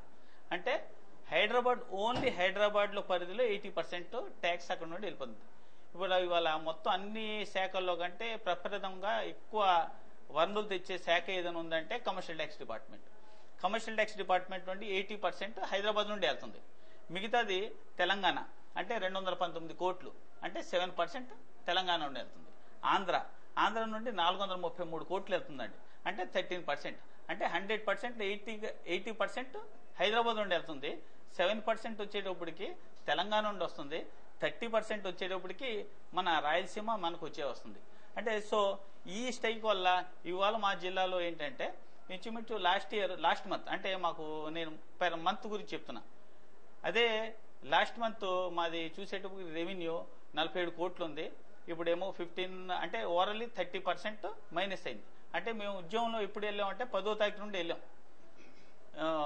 లాస్ట్ మంత్ 10th నుండి. అంటే 20 days రెవెన్యూకి 15 crores లాస్ అయింది ఈస్ట్ గోదావరి. సో వచ్చే నెల మట్టికి ఏమవుతుందంటే ఇంకా ఎక్కువ అవుతుంది. ఛాన్సెస్ ఏంటంటే ఇప్పుడు షాపులు లేక వాటి లేకపోవడం వల్ల మొత్తం టోటల్ మంత్ రావడం వల్ల ఎక్కువ లాస్ అవడానికి ఉంటుంది. అది రెవెన్యూ కాకుండా luxury tax, entry tax, profession tax అంటే వృత్తి పన్ను, అదైతే మొత్తం టోటల్లో వృత్తి పన్ను అయితే 0 అయిపోయింది. Luxury tax minus, entry tax minus. So మొత్తం ఇది పరిస్థితి. ఇదే కాదు మన జిల్లాలు కాదు, అన్ని మిగతా 13 జిల్లాలు కూడా ఇదే పరిస్థితిలో ఉన్నాయి. అయితే ఇక్కడ మరి తెలుసో తెలియక మరి మన రాయలసీమ నుండి వెళ్ళిన ముఖ్యమంత్రులు ఏంటంటే మొత్తం మనకు ఉన్న అంతా తీసుకెళ్లి సోర్స్ ఆఫ్ ఇన్కమ్ అంతా తీసుకెళ్లి హైదరాబాద్ లో పెట్టడం వల్ల మనకి ఇక్కడ ఏమైందంటే ఇవాళ ఒక రాజమండ్రిలో పెట్రోల్ ఒక 100 రూపాయలు పెట్రోల్ వేసుకుంటే పెట్రోల్ 33% ట్యాక్స్. ఆ 33% ట్యాక్స్ హైదరాబాద్కి వెళ్ళి చేరుతుంది. సో అలాగే లిక్కర్ మీద ఒక 1000 రూపాయలు పెట్టి ఒక బాటిల్ తీసుకుంటే దాంట్లో 73% ట్యాక్స్, 73% ట్యాక్స్ కూడా అక్కడికి వెళ్తుంది. సో అవన్నీ ఏం చేశారంటే కొన్ని ల్యాక్స్ ఆఫ్ ట్యాక్స్ అంతా వాళ్ళు ఏం చేశారంటే మొత్తం వాళ్ళు ఔటర్ రింగ్ రోడ్ అని, అలాగే రైల్వే మెట్రో ఇచ్చేసి తర్వాత వీటన్నిటికీ ఖర్చు పెట్టేసి ధారావాహికంగా ఖర్చు పెట్టి మనకి ఏంటంటే ఈ ఆంధ్రాలో ఎటు కాకుండా మనకి డెవలప్మెంట్ లేకుండా వేరే ప్లేస్ డెవలప్ లేకుండా మొత్తం డెవలప్ చేయటం వల్ల మనం ఇవాళ ఏం చేయలేని. అయితే మనం ఏంటంటే ఇవాళ ఉద్యోగి ఏంటంటే మనం సొసైటీలో బతుకుతున్నాం, మన సమాజం గురించి బతుకుతున్నాం, మనం ఎంతో కొంత చెయ్యాలనే ఉద్దేశం మీద మరి ఇవాళ సామాన్య మానవుడు ఇవాళ రోడ్డు మీదకి వచ్చి అంటే సామాన్య ఉద్యోగి ఒక బౌండరీలో ఉన్న వ్యక్తి కూడా ఇవాళ వచ్చేసి మరి ఉద్యమంలో పాల్గొనడానికి ఇవాళ ముందుకు వస్తున్నాడంటే ఇదే నిజం. మళ్ళీ మీ దగ్గరికి వద్దాం. ఒకసారి ప్రతాప్ గారి దగ్గరికి వెళ్లే ముందు ఈ రోజు కావూరి సాంబశివరావు ఇతర మంత్రులు ఎంపీలు హైదరాబాద్ లో ఒక ప్రత్యేక సమావేశం ఏర్పాటు చేశారు. ఉద్యోగులకు మద్దతుగా వారు వెనుదనుగా నిలుస్తాం, అదేవిధంగా రాష్ట్రం ఎట్టి పరిస్థితుల్లోనూ విభజనకి జరగదు, రాష్ట్ర విభజన జరిగే అవకాశం లేదు, దీన్ని ఎట్టి పరిస్థితులు అడ్డుకుంటాం, ప్రజాభీష్టాన్ని నెరవేరుస్తామని చెప్పి వాళ్ళు ధీమాగా చెప్పడం జరిగింది. అయితే రాజీనామాల విషయంలో మాత్రం ఇంకా వాళ్ళు నానుస్తున్న వ్యవహారాన్ని ఒకసారి ఆయన మాటల్లో ఒకసారి ఇప్పుడు అందరం కూడా కలిసి వెళ్లి యాంటనీ కమిటీ గారిని ముందు హైదరాబాద్ వచ్చి అవసరమైతే మిగిలిన ప్రాంతాలకు కూడా వెళ్లి రాష్ట్రంలో ఉన్న పరిస్థితులను మీరు క్షుణ్ణంగా అవగాహన చేసుకుని ఈ ప్రజల ఆందోళన లేక ఎవరైనా నాయకులు చేస్తున్నారని మీ కళ్ళతో మీరు చూసి మీ చెవులతో మీరు విని ఆ తర్వాత మీరు ఏ నిర్ణయం చేసుకుంటారో అప్పుడు చెప్పండి అని చెప్పి అడగాలని ఒకటి.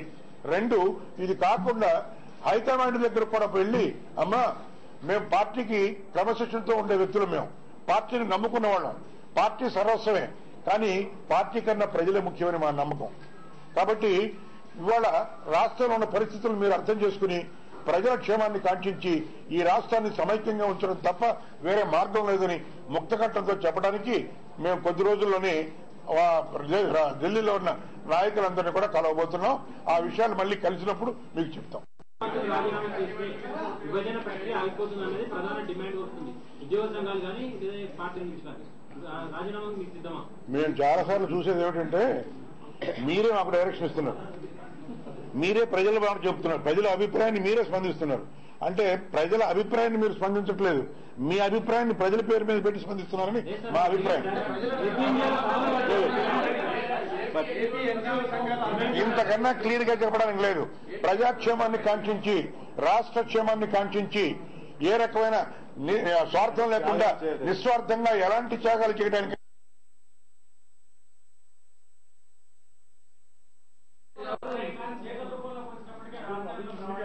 ఏ సమయంలో ఏది చేయాలో ఎప్పుడు ఆసన్నమైందో అవన్నీ కూడా నిర్ణయించే తెలివితేటలు, సమర్థత మా అందరి దగ్గర ఉన్నాయి.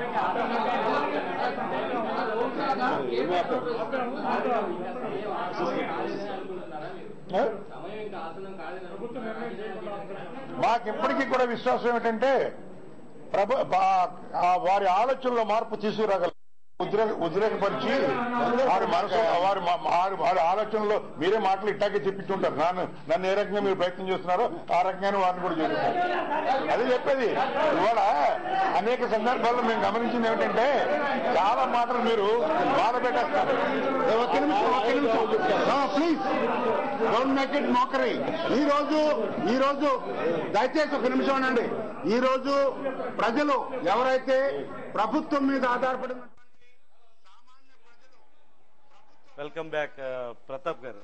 చూశారు ఈరోజు కావూరి సాంబశివరావు గారు చాలా కాలం తర్వాత మీడియాని అడ్రస్ చేశారు. ఆయన ముఖ్యంగా 3 పాయింట్స్ మాట్లాడారు. మీడియా తన అభిప్రాయాలని ప్రజల మీద రుద్దుతుంది, అంతేగాని ప్రజల్లో ఇలాంటి ఆందోళన ఇంత స్థాయిలో లేదు మా రాజీనామాల విషయంలో కానీ ఇతర విషయాల్లో కానీ అన్నది ఒకటి. పార్టీ కన్నా ప్రజలే మిన్న అన్నది మా అధిష్టానానికి మరోసారి చెప్పుకుని బతిమాలుకుంటామని అధిష్టానంకి ఏ విధంగా వీళ్ళంతా కట్టుబడి ఉన్నారో ఇండైరెక్ట్ గా చెప్పడం జరిగింది. ఆంటోనీ కమిటీ వస్తుంది, విభజన ఆగిపోతుందని కూడా చెప్తున్నారు. దీని మీద మీరేమంటారు? చాలా హాస్యాస్పదంగా చెప్పారు ఆయన. వాళ్ళు డైరెక్ట్ గా ప్రజలు చేస్తున్న ఉద్యమం కనిపించట్లేదా, వాళ్ళు టీవీలు చూడట్లేదా? అంటే ప్రజలకి వాళ్ళకి మధ్యనున్న మీడియాని తప్పుదో మీరు పట్టిస్తున్నారు అని అనడం అంటే మీడియాని ఎంత తప్పుగా, ఈ మీడియాని వాడుకున్న వాళ్ళు వాళ్లే. వాళ్ళ మీడియాలో వాళ్ళ ప్రచారం ఎంత ప్రచారం చేసుకుంటున్నారు. వాళ్ళ మీడియాని తప్పు పట్టి మీడియా సోదరుల్ని మీరు కావాలని వాళ్ళు అడిగినా అడగకపోయినా మీరు అడుగుతున్నారని చెప్పి అన్నారంటే చాలా హాస్యాస్పదం. ఇప్పుడు ఇంత ఉద్యమం ఇన్ని రోజుల నుంచి జరుగుతుందంటే మినిస్టర్లకి ఇక్కడ తెలియకుండా ఉందా? మేము వెళ్ళి మాట్లాడతాం, మేము వెళ్ళి చేస్తామంటే నిజంగా ముందుగా ఎన్జిఓ సోదరులకి థ్యాంక్స్ చెప్పి మొదలు పెట్టాలి. మీరు అన్నారు కాబట్టి ముందుగా నేను ఎన్జిఓ సోదరులందరికీ థ్యాంక్స్ చెప్తూ, వాళ్ళు నిజంగా ఇవాళ ఇన్ని రోజుల నుంచి కూడా ఉండి నిలబడ్డారంటే ఈ ఉద్యమ స్వరూపం మార్చడానికి చేస్తున్నారు. ఇది వాళ్ళు చేయాల్సింది మనకు సాయం చేయడం పోయి ఉద్యమాన్ని ఎలా తప్పుదారు పట్టించాలా అన్న ఆలోచనలోనే మన మంత్రులు ఉన్నట్టు క్లియర్ గా కనిపిస్తుంది. కారణం ఏంటంటే ఇదే మొక్క వాళ్ళు డైరెక్ట్ గా ప్రజల దగ్గరకు వచ్చి చెప్పొచ్చు. పొద్దున మీటింగ్ పెట్టుకున్నారు, మీటింగ్ పెట్టుకుని డైరెక్ట్ గా మీడియా అడిగే లోపలనే వీళ్ళు బయటకు వచ్చి మేము ఇలా పెట్టుకున్నాం, ఇలా చేస్తున్నాం, మీడియా సమాధానం మీడియా ప్రశ్న అడగక ముందే సమాధానం చెప్పగల చాతుర్యం ఉన్న మనుషులు. అంటే 2 నాలుకల ధోరణి క్లియర్ గా కనిపిస్తుంది. ఒక పక్కన ప్రజలు స్వచ్ఛందంగా చేస్తున్నారని చెబుతున్న నాయకులే ఈరోజు మీడియా ప్రజలకి బయటకు తీసుకొచ్చి దాన్ని మీడియా కవర్ చేస్తుందని చెప్తున్నారంటే మరి నిజంగా అది వాళ్ళు హ్యాట్స్ ఆఫ్ టు వాళ్ళు నిజంగా అందుకనే మంత్రులు అయ్యారు, మిగతా వాళ్ళు మంత్రులు కాలేకపోయారు. పార్టీ కన్నా ప్రజలే మిన్న అంటున్నారు ఏంటంటే పార్టీ కన్నా ప్రజలు ఖచ్చితంగా మిన్న. వాళ్ళకి ఎలాగా ఎలక్షన్ టైంలోనే ఇవాళ ఇంతమంది ఉద్రేకంగా చిన్నపిల్లలు సైతం వాళ్ళ ఉద్యమం చేస్తున్నారంటే ఇంకా మేము పార్టీ ఉన్నాం, మేము అమ్మగారికి చెప్తాం. ఇంకా హైదరాబాద్ వచ్చి మీటింగ్ పెట్టుకోవాల్సిన అవసరం ఏంటి? ఢిల్లీలోనే మీటింగ్ పెట్టుకుని ఢిల్లీలో వెళ్ళి ఢిల్లీలోనే వెంటనే ఇదిగో ఇవాళ పొద్దున మీటింగ్ పెట్టుకున్నాం, మధ్యాహ్నం చెప్తున్నాం అని చెప్పాల్సింది పోయి హైదరాబాద్ దాకా వచ్చి హైదరాబాద్ లో మీటింగ్ పెట్టుకుని మేము హైదరాబాద్ లో ఉన్నవాళ్ళు ప్రతిరోజు హైదరాబాద్ నుంచి ఢిల్లీ వెళ్తున్న మంత్రులు, ఢిల్లీ వెళ్తున్న ఎంపీలే. బొత్స ఝాన్సీ మీటింగ్ ముందు వచ్చి వెళ్ళిపోయారట ఆవిడ. ఇంకా అంతకన్నా మరి హాస్యాస్పదమే ఉంది. అయినా ప్రజలు నాయకులు నమ్ముతున్నాం, రాజకీయ నాయకులు మన ఎంపీలు ఏదో చేస్తారని నమ్ముతున్నాం. కారణం వాళ్ళ ఎన్జిఓస్ని కూడా వాళ్ళ సహనాన్ని కూడా పరీక్షిస్తున్నారు. ఎన్నాళ్ళు వాళ్ళు చేస్తారు, ఎన్నాళ్ళు చేయగలుగుతారు. అందరికీ డబ్బు ఉండకపోవచ్చు, డబ్బు లేనోళ్ళు ఎలాగా? ఇది ఎంత సమస్య అంటే 40 రోజుల నుంచి ఉద్యమం. స్కూలు పిల్లలు ఉన్నారు, స్కూల్ మళ్ళీ సెలవుల్లో చేసుకుంటారు, అది వేరే విషయం. అప్పులు కూడా వడ్డీలు చాలా దారుణం. వడ్డీలే కాదు, అప్పు ఇచ్చేవాడు దొరకాలి. రిటైర్ అయిపోతున్న వాడికి అప్పు ఎవరిస్తాడు? 4 ఏళ్ళు 5 నెలలు 6 నెలల్లో నేను రిటైర్ అయిపోతాను అనుకున్నవాడికి అప్పు ఎవరిస్తాడు? ఎంత అప్పిస్తాడు? అప్పు తీసుకొచ్చి ఎలా బతుకుతారు కొన్నాళ్ళైనా? అందుచేత ఉద్యమాన్ని తప్పుదారి పట్టించడానికి చేస్తుంటే ఖచ్చితంగా దీన్ని అడ్డుకోవాల్సిన పరిస్థితి. వాళ్ళు ఇప్పటికైనా కొంచెం త్వరగా ఈ ప్రక్రియని చేస్తే అందరికీ బాగుంటుంది. నేను చెప్పుదాం అనుకుంది ఆర్టీసీ సోదరులు ఖచ్చితంగా చెప్పేశారు. ప్రజలు నిన్న మీతో కూడా అన్నాను, మనకు 2 ఫోన్లు వచ్చాయండి అని. ఆర్టీసీ లేకపోవడం వల్ల కొంతమంది ఆటో ఛార్జెస్ విపరీతంగా కలెక్ట్ చేసి బాధ పెడుతున్నారని చెప్పి, ఇందు మూలంగా నేను కూడా ఆటో ఛార్జెస్ ని తగ్గించండి, మీరు కూడా ఈ ఉద్యమంలో భాగస్తులే, మీ పిల్లలు కూడా ఉన్నారు, ఈ ఉద్యమం మా కోసం వాళ్ళ కోసం చేస్తుంది కాదు, అందరి కోసం సమైక్యం కోసం చేస్తుంది. కాబట్టి దయచేసి ఆటో వాళ్ళే కాదు, పెద్ద ఇండస్ట్రీస్, పెద్ద బస్సు ఓనర్స్ ఉన్నారు, వాళ్ళు 50 రూపాయల కోసం కక్కుర్తిపడి రేట్లు పెంచి హైదరాబాద్కి, శ్రీకాకుళానికి, కాకినాడకి రేట్లు సాయం చేస్తున్నారు. ఒప్పుకోవచ్చు, ఆర్టీసీ సెలవులో ఉంది కాబట్టి ఏదో చేస్తున్నారు. దయచేసి మీరు కూడా ఆర్టీసీ నాయకులు చెప్పినట్టుగానే మీరు కూడా సహనం ఉంచండి, ప్రజలకు సాయం చేయండి. ఇబ్బందుల పాలు చేస్తే ఉద్యమం తీవ్రత తగ్గుతుంది, ప్రజల్లో కూడా ఒక విధమైన ఏకభావం కలుగుతుంది. కాబట్టి దయచేసి ఆటో సోదరుల్ని మేము కూడా రిక్వెస్ట్ చేసేది, ఆటోలనే కాదు ఏ విధమైన వాహనదారులైనా సరే దయచేసి సహాయం చేయండి. మీరు ఎక్కడి నుంచైనా వస్తుంటే 5-6 వస్తుంటే వీలైతే మీ కారులో ఎక్కించి తీసుకురావడం మొదలైనవి చేసి కొంచెం సహాయం చేసి ఉద్యమానికి స్ఫూర్తి ఇవ్వండి అని నా రిక్వెస్ట్, మా రిక్వెస్ట్ కూడా. నెక్స్ట్ ఒకసారి సార్ చెప్పిన దాని ప్రకారం 7 ఎత్తిపోతల పథకం ఉంటే 6 ఎత్తిపోతలు నిన్న కూడా చెప్పాను హైదరాబాద్ లోనే ఉంది, తెలంగాణలో ఉంది. అయినా మనం అన్యాయం చేసేమంటున్నారు తెలంగాణకి. రేపొద్దున్న జలవనరులు వచ్చినప్పుడు అది ఖచ్చితంగా జరుగుద్దో లేదో, పోలవరం ప్రాజెక్ట్ ఎప్పుడు జరుగుద్ది, ఎప్పుడు నీళ్లు వస్తాయి అంటే ఇక్కడ ఒక పాయింట్ ఉంది. రేపొద్దున్న రాష్ట్రం సమైక్యంగా ఉంటే అప్పుడైనా వదలకపోతే ఏంటన్న సమస్య కూడా ప్రజల్లో తాజాగా ఈ లెక్కలన్నీ బయటకు వచ్చిన తర్వాత ఇప్పుడు ఆత్మగౌరవ సమస్య అన్నది ప్రధానంగా వాళ్ళు వచ్చేసింది. ఇప్పుడు వాళ్ళు చెప్పండి లాభాలన్నీ వాళ్ళు పొందారన్నది బయటపడ్డాయి చాలా వరకు. శ్రీకృష్ణ కమిటీలో గానీ ఇతర ఇప్పుడు చర్చల్లో గానీ చాలా విషయాలు బయటపడినప్పుడు ఇప్పుడు ఆత్మగౌరవ సమస్య. ఇప్పుడు మనకు కూడా మనం ఆలోచించుకోవాల్సింది ఏంటంటే ఇన్ని లాభాలు వాళ్ళకి ఇచ్చేసి మనం ఎన్నాళ్ళు మనం ఎందుకు ఇలా ఉన్నామో అని ఆలోచించుకోవాల్సిన అవసరం. హైదరాబాద్ సార్ చెప్పినట్టు మనకి ఇక్కడ డబ్బు అంతా తీసుకెళ్లి హైదరాబాద్ లో పెట్టారంటే ప్రజలందరూ ఏమనుకుంటున్నారంటే ఈ విల్లాస్ కట్టుకోవడాలు, లేకపోతే లగడపాటి రాజగోపాల్ పెద్ద ఆఫీసులు పెట్టడం అది పొరపాటు.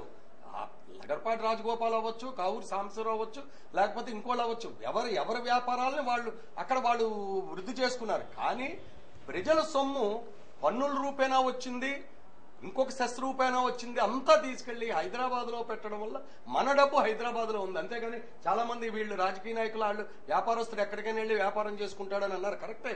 కానీ వ్యాపారస్తుడి గురించి ఇక్కడ మాట్లాడతలేదు. మనందరి రక్తం అన్నది అదే. మన అప్పులు కానీ మన పన్నులు కానీ తీసుకెళ్లి హైదరాబాద్ ని డెవలప్ చేశాం కాబట్టి దాంతో అనుబంధం ఏర్పడింది. అందుచేత ఇది ఖచ్చితంగా మనం ఇవాళ ఆలోచించవలసిన పాయింట్. ఆర్టీసీ సోదరులు చెప్పినట్టు, అగ్రికల్చర్ చెప్పినట్టు, R&B వారు చెప్పినట్టు, తర్వాత ట్యాక్సెస్ చెప్పినట్టు ప్రజల్లోకి ఇవాళ మంచి సందేశం వెళ్తుంది. ప్రజలు కూడా ఆలోచించుకుంటున్నారు. రేపొద్దున నిజంగా విభజన అంటూ జరిగితే విభజన చేస్తే ఎంత తప్పు అవుతుంది, ఒకవేళ విభజన చేస్తే ఏం చేస్తే మన డబ్బు మన దగ్గర ఉంటుంది అన్న పాయింట్ కూడా ఇవాళ బయటకు వెళ్ళింది. ఓకే, ఒకసారి శాంత్ కుమార్ గారి దగ్గరికి వెళ్లే ముందు షర్మిల ఈ రోజు కాకినాడలో ఏం మాట్లాడారో ఒకసారి చూద్దాం. జరుగుతున్న అన్యాయానికి నిరసనగా తన ఎమ్మెల్యేలు, తన ఎంపీలు రాజీనామా చేయాలి. తెలంగాణకి తన అనుకూలంగా ఇచ్చిన లేఖను వెనక్కి తీసుకోవాలి. ఇంతవరకు చంద్రబాబు గాని, తెలుగుదేశం పార్టీ నాయకులు గాని, సీమాంధ్రలో అడుగు పెట్టడానికి వీల్లేదని ప్రజలంతా వారిని తరిమి తరిమి కొట్టాలి. చేసిందంతా చంద్రబాబు గారు చేసి ఇప్పుడు చంద్రబాబు గారు అంటారు విభజనకు కారణము రాజశేఖర రెడ్డి గారట. స్వయంగా ప్రధానమంత్రి గారే రాజశేఖర రెడ్డి గారు బ్రతుకుంటే మీ రాష్ట్రానికి గతి పట్టుండేది కాదు అంటుంటే, ఇంకోవైపు తెలంగాణకి అనుకూలంగా లేఖనిచ్చింది చంద్రబాబు గారైతే రాజశేఖర రెడ్డి గారు కారణమని అబద్ధాలు చెప్తున్నారంటే ఈ చంద్రబాబు గారికి అసలు మనస్సాక్షి లేదనుకోవాలా, లేకపోతే ఈయన ఒంట్లో ప్రవహించేది మానవ రక్తం కాదనుకోవాలా? కోట్ల మంది ప్రజలకు అన్యాయం చేయడానికి పూనుకుంది కాంగ్రెస్ పార్టీ. ఇంకో పక్కేమో కోట్ల మంది ప్రజలకు అన్యాయం జరుగుతున్నా ఓట్ల కోసము సీట్ల కోసము క్రెడిట్ తనకు రాకుండా పోతుందేమోనని చంద్రబాబు గారు నోరు. Welcome back. శాంత్ కుమార్ గారు, షర్మిల వాదంతో ఎంతవరకు ఏకీపిస్తారు? రాజకీయ పార్టీల నాయకులు ఆడుతున్న డ్రామాని ప్రజలు గమనిస్తారు. సార్, ఒక విషయం గమనించాలి.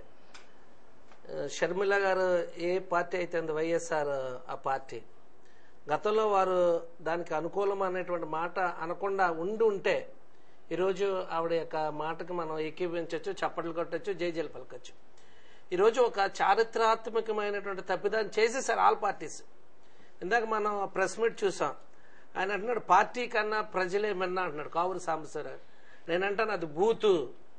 దయచేసి కావూరు సాంబశివరావు గారికి వేదిక ద్వారా నేను ఒక మాట చెప్పాలనుకోండి. సార్, ఇలాంటి మాటలు వినడానికి ఈ 13 జిల్లాల్లో ఉన్నటువంటి 6 కోట్ల మంది ప్రజలు సిద్ధంగా లేరు అనేటువంటి విషయాన్ని నేను జ్ఞాపకం చేస్తున్నాను. చేయవలసిన తప్పంతా చేశారు, తీయవలసిన గొయ్యంతా తీసేశారు.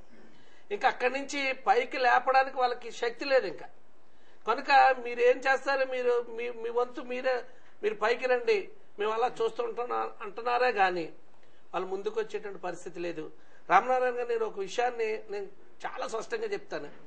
ఇది ఇప్పుడు ప్రస్తుతం జరుగుతున్నటువంటి ఈ సమైక్యాంధ్ర ఉద్యమం ఏదైతే ఉందో ఇది ప్రత్యేకమైనది, ఇది స్పెషల్. 1972లో జై ఆంధ్ర ఉద్యమం ఒకటి వచ్చింది. అది 103 రోజులు సమ్మె జరిగింది. దాని తర్వాత 1986లో ఉద్యోగుల హక్కుల కొరకు ఉద్యోగులందరూ కూడా సమ్మె చేశారు. అది 53 రోజుల పాటు జరిగింది. తర్వాత 27 సంవత్సరాల తర్వాత, అంటే 86 నుంచి ఇప్పుడు చూసుకుంటే ఇంచుమించు 27 సంవత్సరాలు అవుతాయి. 27 సంవత్సరాల తర్వాత ఈరోజు ఉద్యోగులందరూ కూడా, నేను అంటాను ఒక మాట, అక్కడికి ఒక మాట చెప్తున్నాను. ఏంటంటే ఉద్యోగస్తుల యొక్క వాళ్ళ ఆశ గోల్ ఏంటంటే చక్కగా రిటైర్డ్ అవ్వాలి, మంచి పిఆర్సీ సాధించాలి, ఇంక్రిమెంట్లు పొందాలి, ప్రమోషన్లు పొందాలి, రిటైర్డ్ అయిన తర్వాత పిల్ల పాపలతో హ్యాపీగా ఉండాలి. ఈరోజు మీరు గమనించండి, క్లాస్ 4 కాడి నుంచి, చిన్న స్థాయి ఉద్యోగ కాడి నుంచి గెజెట్ ఆఫీసర్ జిల్లా స్థాయి అధికారి వరకు కూడా వాళ్ళకి రావాల్సినటువంటి బెనిఫిట్స్ గురించి ఆలోచన చేస్తలేదు, వారికి రావాల్సినటువంటి ఆ పిఆర్సీ గురించి ఆలోచన చేస్తలేదు, ఇంక్రిమెంట్ల గురించి ఆలోచన చేస్తలేదు. ఆలోచన చేయకుండా వారికి ఉన్నటువంటి టార్గెట్ ఏంటంటే ఈరోజు ఉద్యోగస్తులందరి టార్గెట్ ఆంధ్ర రాష్ట్రం సమైక్యంగా ఉండాలని. ఇది మనం చూస్తే చాలా ఎవరితోటైనా చెప్తే ఇది హర్షించదగినటువంటి విషయం. ఇది ఒక మాట చెప్తాను నేను. ఇప్పుడు ఎప్పుడైతే ఈ రాష్ట్ర విభజన జరిగిందో, నేను గతం ఇందాక చెప్పాను, 40 లక్షల ఎకరాలు బీడి భూమిగా మారిపోతాయి. అంతేకాకుండా మరి ముఖ్యంగా మన గోదావరి జిల్లాలో ఉన్నాం కనుక ఈ గోదావరి జిల్లాలో మెట్ట ప్రాంతంలో ఉన్నటువంటి 540 గ్రామాలు, మెట్ట ప్రాంతంలో ఉన్నటువంటి 540 గ్రామాల్లో 30 లక్షల మంది సాగునీరుగా తాగునీరు కూడా ఇబ్బంది పడతారు, అల్లల్లాడేటువంటి పరిస్థితి. ఫైనల్ గా ఇచ్చే మెసేజ్ అండి, కంక్లూడ్ చేయండి, టైం తక్కువ ఉంది. ఫైనల్ గా ఈ కార్యక్రమం సార్, ఇది ఫైనల్ గా నేను చెప్పేది ఏంటంటే వ్యవసాయ శాఖ తరఫున ఒక బృహత్తరమైనటువంటి ప్రణాళికను సిద్ధం చేశాం. ఆంధ్ర రాష్ట్రం విడిపోతే జరిగేటువంటి నష్టం ఏదైతే ఉందో ప్రతి ఇంటికి, ప్రతి రైతు గడపకి వెళ్లి మేము అయ్యా మీరు ఇలా ఈ విధంగా నష్టపోతున్నారు కనుక ఉద్యమంలో మీరు కూడా పాలుభాగస్తులు రండి, మాతో కలిసి ఉద్యమం చేయండి అని చెప్పి ఉద్యమాన్ని తీవ్రతరం చేయడానికి వ్యవసాయ శాఖ ఒక బృహత్తమైనటువంటి ప్రణాళిక సిద్ధం చేసింది. థ్యాంక్ యూ అండి. మీరు చెప్పండి ప్రశాంత్ గారు, మీ ఫైనల్ గా మీరు ఇచ్చే మెసేజ్ ఏంటి మన సమయం తక్కువ. రమణ గారు మన సార్ చెప్పినట్టు మరి ఉద్యోగుల విషయంలో ఎంత ఆశ పొందారో, మరి ఆశకి నిరాశగా ఈరోజు చేసినటువంటి సమ్మెలో మరి చెప్పిన మళ్ళీ దాని జోలికి పోవట్లే కానీ చాలా తీవ్రమైన నష్టాలు కోల్పోయే పరిస్థితి ఉంది. అయినప్పటికీ పెద్ద ఉద్యోగస్తులు చిన్న ఉద్యోగస్తులు కూడా ఈ నష్టాల్లో పాల్పంచిన పరిస్థితి ఉంది. ఏదేమైనప్పటికీ మరలా చెప్పేటట్టు కాకుండా ఇది మా వరకే కాకుండా ఈ నష్టం అనేది మరి ఇంకో రకంగా చెప్పాలంటే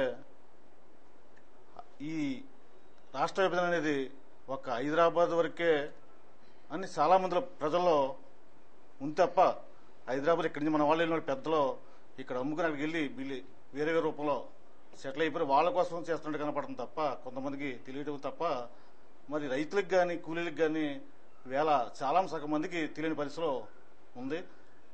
మరి మా వరకైతే మా డిపార్ట్మెంట్ తరఫున కానీ మరి వివిధ సంస్థల నుండి కూడా తెలియజేస్తున్నప్పటికీ మరి మారుమూల ప్రాంతంలో రైతులకు కానీ కూలీలకి ఇంకా పూర్తి నష్టం అనేది తెలియకుండా అంటే ఆర్ఎండ్బి తరఫున ఎలాంటి కార్యాచరణ ఇప్పుడు వ్యవసాయ శాఖ తరఫున ఆయన చెప్పారు, ఆర్ఎండ్బి తరఫున ఏమైనా మంచి కార్యాచరణ తీసుకునే అవకాశం ఉంది? కార్యాచరణ ఏంటండి,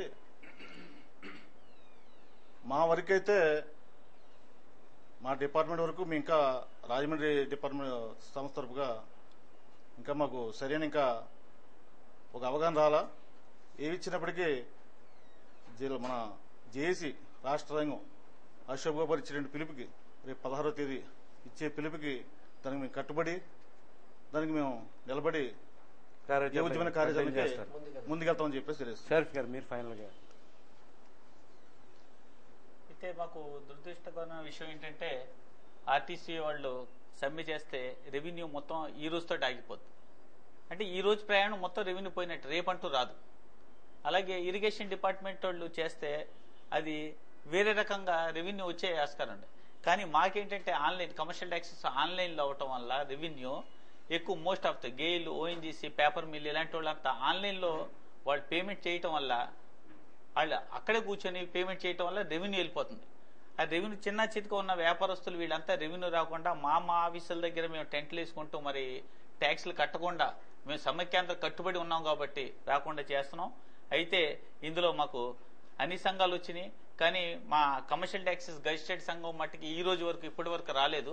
వాళ్ళు నిన్న ఈ రోజు 2 రోజులు మరి 2 రోజులు క్యాజువల్ లీవ్గా పెట్టి సోమవారం నుండి మాతోటి చేతులు కలుపుతానన్నారు. మరి వాళ్ళు కూడా వస్తే మరి ఆ రెవెన్యూ ఏంటంటే ఆన్లైన్ రెవెన్యూ ఎంత వస్తుంది ఏంటని ఎప్పటికప్పుడు ఇన్ఫర్మేషన్ ఇవ్వకుండా ఇప్పుడు ఆన్లైన్ అవ్వటం వల్ల వాళ్ళ ఇంటి దగ్గర కూడా రెవెన్యూ ఎంత అయిందని చెప్పేసి కమిషనర్ గారికి వాళ్ళకి ఇంటిమేట్ చేసి రెవెన్యూ ఎంత వస్తుందని చెప్పడానికి ఉంటది. సో ఆ రెవెన్యూ కూడా తీసేసి మేము ఈ ఆఫీసు కరెంటు మరి సర్వర్స్ కూడా డౌన్ చేసేసి మరి ఈ ఉద్యమానికి ఇంకా ముందుకి తీసుకెళ్లాలని చెప్పేసి మా అభిప్రాయం. ఓకే, ఒకసారి సత్యనారాయణ గారి దగ్గరికి వచ్చేటప్పుడు జయప్రకాష్ నారాయణ గారు అన్న కామెంట్ చూసి కంటిన్యూ చేద్దాం. కర్నూలు నగరం రాజధానిగా ఉంటే ఆ రాజధానిని సైతం త్యాగం చేసి రాయలసీమ వాసులు హైదరాబాద్ రాజధాని పెట్టారు. రేపొద్దున రాయలసీమ గత ఏమిటి, రేపొద్దున రాయలసీమ భవిష్యత్ ఏమిటి? అందుకే ఎట్టి పరిస్థితుల్లోనూ రాయలసీమ భవిష్యత్తును తేల్చితే గాని శాశ్వత ప్రాతిపదికన రాయలసీమకి మంచి ప్రగతి, ఉపాధి అవకాశాలు, న్యాయం జరిగే ఏర్పాట్లుంటే తప్ప ఒక్కడికి కూడా ముందడానికి వీలు. ఈవేళ దేశంలో 11 రాష్ట్రాలు ప్రత్యేక ప్రతిపత్తి గల రాష్ట్రాలున్నాయి. ఈశాన్య భారతంలో 7 రాష్ట్రాలున్నాయి. సిక్కిం ఉన్నది, హిమాచల్ ప్రదేశ్ ఉన్నది, జమ్మూ కాశ్మీర్ ఉన్నది, ఉత్తరాంచల్ ఉన్నది. ఆ 11 రాష్ట్రాలు ఎందుకు ప్రత్యేక రాష్ట్రాలుగా కేటాయించారు? దేశంలో కేంద్ర ప్రభుత్వం ఇచ్చే వనరుల్లో ప్రత్యేక వాటా వాళ్ళకి ఇస్తున్నారు. మిగిలిన రాష్ట్రాలతో పోలిస్తే 6 రెట్లు ఎక్కువ వనరులు అక్కడ ఇస్తున్నారు. 5% జనాభా ఉంటే 30% ప్రణాళిక వనరులు అక్కడ ఇస్తున్నారు. రాయలసీమకి ఖచ్చితంగా ప్రత్యేక రాష్ట్ర ప్రతిపత్తిని కల్పించి ఈ నిధుల్లో ఆ 11 రాష్ట్రాలతో పాటు 12వ రాష్ట్రంగా అదనంగా నిధులు 6 రెట్లు మంజూరు చేసి. Welcome back. జయప్రకాష్ నారాయణ గారు అంటే అందరికీ ప్రత్యేకమైన గౌరవం ఉంది. ఆయన కూడా రాజకీయాల్లోకి వచ్చిన తర్వాత లోక్సత్తాని స్వచ్ఛంద సంస్థగా ఉన్న తర్వాత మళ్ళీ రాజకీయ పార్టీగా మార్చాక ప్రాంతానికి ఒక విధంగా అక్కడ భావోద్వేగాలు రచ్చగొట్టడానికి ప్రాంతానికి ఒక రకంగా మాట్లాడుతున్న పరిస్థితి. ఈరోజు తెలుగు తేజం యాత్ర ప్రారంభించారు. ఆయన రాయలసీమ స్వయం ప్రతిపత్తి అంటున్నారు. ఇప్పుడు ఆంధ్రాలోకి వచ్చిన తర్వాత ఆంధ్ర స్వయం ప్రతిపత్తి అంటారు. తెలంగాణకి వెళ్ళాక ఆ విధంగా మారిపోయారు. ఈ రాజకీయ నాయకుల వైఖరి మీద మీరేమంటారు? ఇప్పటివరకు రాజకీయ నాయకులు అంటే పార్టీ పరంగా ఉన్నారు. ఒక తెలుగుదేశము, కాంగ్రెస్, జాతీయ పార్టీ ఒకలాగా, ప్రాంతీయ పార్టీ ఒకలాగా ఉన్నారు. కానీ ఇంక లోక్సత్తా పార్టీ ప్రాంతీయ పార్టీ, జాతీయ పార్టీ, ఇతను ఈయన జాతీయ నాయకుడైనా ఓ పక్కన. అయితే ఇతను చెప్పే సిద్ధాంతం ఎంత ప్రాంతీయ పార్టీకి చెందినట్టు కాదు, లేకపోతే జాతీయ పార్టీకి చెందినట్టు కాకుండా అటు ఇటుగా జనాలను కనిపించేసే పరిస్థితి ఉన్నది. నువ్వు చెప్పదలుచుకున్నది ఏంటంటే క్లారిటీగా చెప్పు. రాష్ట్రం సమైక్యంగా ఉండాలన్నా చెప్పు, లేకపోతే ఇడిపోవాలని చెప్పు. దీంట్లో ఏం లేదు. అందరూ కూడా కప్పదాట వ్యవహారమే చేస్తున్నారు తప్పించి డైరెక్ట్గా మాకు ఇది కావాలని చెప్పడానికి ఎవరు కూడా ప్రయత్నం. అందరూ కూడా ద్రోహులే, సమైక్యాంధ్ర ద్రోహులే. దీంట్లో ఎక్కడ కూడా ఎవరిని కూడా విడిచిపెట్టే ఈయన కూడా మంచివాడు అనుకున్నాం. ఇవాళ చెప్తున్న భాషను చూసైతే ఇతను కూడా మంచివాడు కాదు, పొలిటికల్ ఇతను కూడా అబ్బింది. ఈ బురద ఇతని మీద కూడా జల్లచ్చు. నేను కూడా అంటాను, ఇక్కడ తమిళ మా వాళ్ళందరూ చెప్పినట్టుగా కమర్షియల్ ట్యాక్స్ అని అన్ని వైపులు చెప్పినట్టుగా మా యొక్క డబ్బుతోటి హైదరాబాద్ డెవలప్ అయింది. హైదరాబాద్ అన్నది ముఖ్యం కాదండి. హైదరాబాద్ అన్నది ముఖ్యపట్నం కాబట్టి ప్రతి కుటుంబం నుంచి ఎంతో కొంత ఉద్యోగస్తుడు చేస్తే ఉద్యోగస్తుడు, రైతు చేస్తే రైతు, ఈ పనుల్లో భాగంగా హైదరాబాద్ నిర్మాణం అనేది అన్నది వాస్తవం. ఈవేళ నిన్న కాక మొన్న శ్రీకాకుళంలో పని లేకపోతే హైదరాబాద్ అపార్ట్మెంట్ లో కూర్చొని ఇస్త్రీ చేసుకుంటానని చెప్పేసి ఒక కూలీ నాలి బయలుదేరిపోతున్నట్టు హైదరాబాద్ విశిష్టత అర్థం చేసుకోండి. ఫైనల్ గా మీరు ఇచ్చే మెసేజ్ ఒక గంటలో అంటే మనకి టైం అయిపోయింది. అయితే ఇక్కడ మేము చెప్తాం, ఇక్కడ మీరు అలాగన్నారు కాబట్టి పక్కన ఆర్టీసీ పరంగా అయితే మా ఆర్టీసీకి 5,000 నుంచి 6,000 కోట్ల రూపాయలు అప్పులు ఉన్నాయి. మా ఆస్తులన్నీ కూడా హైదరాబాద్లో ఉన్నాయి. బస్ భవన్ కానివ్వండి, తానకా కానివ్వండి, ఒక బాడీ బిల్డింగ్ యూనిట్ కానివ్వండి, ఆసియాలో అతిపెద్ద బస్ స్టాండ్ కానివ్వండి, ఇంప్లిమెంట్ బస్ స్టాండ్ కానివ్వండి, జేబీఎస్ కానివ్వండి, ఇలాంటి అంత ఇన్ఫ్రాస్ట్రక్చర్ అంతా కూడా అక్కడే ఉన్నది. పరిపాలన విభాగం కూడా అక్కడే ఉంది. ఈవేళ వైజాగ్ నుంచి రాజమండ్రి అలా ఏదైతే చిత్తూరు వరకు ఉన్న ఈ డిపోలన్నీ కూడా తాకట్లు పెట్టే ఉన్నాయి. ఈ అప్పులు ఎవరు తెస్తారు? దీని మీద ఎవరికి ఏం చేస్తారు? మాకు విడిపోవడం అన్నది సమస్య కాదు, విడిపోకూడదు అన్నదే మా ఇది. విడిపోతే 3 ముక్కల్లో చంద్రబాబు నాయుడు చెప్పినట్టు 4 లక్షల 5 లక్షల కోట్లు ఇస్తే ఎన్ని సంవత్సరాలు డెవలప్ చేస్తాం? ఈ ఆంధ్రప్రదేశ్ ఎన్నాళ్ళు డెవలప్ చేయగలుగుతారు? ఆర్టీసీని కూడా ప్రభుత్వంలో విలీనం చేయాలన్న ప్రతిపాదన కూడా ఇదేంటంటే ఇది మాకు కుంటి సాగ్గా చెప్తున్నారు సార్. అలా చేసేస్తే ఒక బిస్కెట్ ఇసిరెత్తే ఈ ఆర్టీసీ వెళ్ళిపోతారు. ఇక్కడ ఉద్యమం నీరు కారిపోద్ది అన్న ఉద్దేశంతో ఆర్టీసీ అన్నది ఆగితేనే బంద్ అన్నది సక్రమంగా జరుగుతుంది, సమ్మె అన్నది సక్రమంగా జరుగుతుందని గవర్నమెంట్ కూడా తెలుసు. ఇది మాకు బొత్స సత్యనారాయణ గారు కానీ వేరే ఏమైనా సరే దీన్ని విచ్ఛిన్నం చేయడానికి ఇవాళ గవర్నమెంట్ పరం చేస్తా అంటారు. ఇన్నాళ్ళు ఏమైంది అంది కాబట్టి అది ఎక్కడ మేము నమ్మం. గవర్నమెంట్ పరం చేస్తే రిటర్న్ గా చేసేమన్నాడు. అయినా కూడా ఈ ఎన్జిఓ తోటే మేము విరమించాలని తప్పించి గవర్నమెంట్ పరం చేశారని చెప్పేసి సమ్మె విరమించే పని ఆర్టీసీ ఎప్పుడు చేయదు. ఫైనల్ గా మీరు ఇచ్చే మెసేజ్ నాయుడు గారు, ఈ కార్యక్రమం ద్వారా ప్రజలకు మీరు చెప్పదలుచుకునేది ఏంటి సమైక్యాంధ్ర మీద? అందరూ సమైక్య రాష్ట్రం కోసం ప్రతి ఇంటికి ఒకళ్ళు బయటకు వచ్చి ఇంకా ఉద్యోగం చేసి సమైక్యాంధ్రం అందరూ ఆంధ్ర రాష్ట్రం ఒకే జాతి ఒకే ఆంధ్రప్రదేశ్ నినాదంతో సమైక్యాంధ్ర రాజకీయ నాయకులు రాజీనామా చేసి సమైక్యాంధ్ర వెనక్కి తీసుకొచ్చేదాకా ఈ ఉద్యమం కొనసాగించాలని కోరుకుంటున్నాను. ప్రతాప్ గారు ఫైనల్ మేధావని అనుకున్నారు, తప్పు అని. కారణం ఏంటంటే ఆయన ఎప్పుడైతే రాజకీయ పార్టీ పెట్టాడో అప్పుడే ఆయన రంగు బయటపడింది. ప్రజలు గమనించారు. ఆ ఒక్క సీటు అది కూడా అక్కడ ఆంధ్రులు ఎక్కువగా ఉండబట్టి మన ఆంధ్ర నుంచి వెళ్ళిన వాళ్ళు ఎక్కువ ఉన్నారు కాబట్టి కుక్కటిపల్లిలో ఆయన నెగ్గించారు. అంతే తప్పితే ఆయన్ని ఏ పరిస్థితుల్లో రాజకీయ నాయకుల కన్నా, ఎందుకంటే ఆయన ఒక ఐఏఎస్ ఆఫీసర్ గా బోల్డ్ మంది రాజకీయ నాయకులతో తిరిగాడు కాబట్టి ఆ రాజకీయ నాయకులందరిలో ఉన్న గుణాలు ఆయనలో వచ్చి ఇవాళ అలాంటి తప్పుడు మాటలు మాట్లాడుతూ రాయలసీమ దగ్గర రాయలసీమ వాళ్ళని రెచ్చగొట్టి ఇక్కడ మన దగ్గరకు వచ్చి మన గురించి గొప్ప చెప్పి, ఎందుకంటే నిన్న దాకా చక్కగా వైజాగ్ అక్కడ లోక్సత్తా వాళ్ళు అక్కడ కార్యకర్తలు కూడా కలిసి సమ్మె చేసిన వాళ్ళు ఈయన రావడంతో లోక్సత్తా కార్యకర్తలకి ఎన్జిఓస్ కి గొడవైంది. దాన్ని బట్టి అర్థమైపోయింది ఎంత దారుణంగా ఉన్నారో. తర్వాత ముందుగా మన ఎన్జిఓ సోదరులు గాయపడిన సత్యనారాయణ గారు పూర్తి ఆరోగ్యంతో కోలుకుని త్వరగా రాజమండ్రి రావాలని ఆకాంక్షిస్తున్నాం. తర్వాత మన ఎన్జిఓ మిత్రులందరూ చెప్పారు ఇవాళ ఒక్కొక్క పాయింట్ మీద ఒక్కొక్క డిస్కషన్ మీద కూడా మనకు జరిగే నష్టం చెప్తున్నారు. కానీ ఒకవైపు భయం ఏంటంటే కాంగ్రెస్ ప్రభుత్వం ఏదైనా చేయడానికి సమర్థం. అది జాతీయ పార్టీ.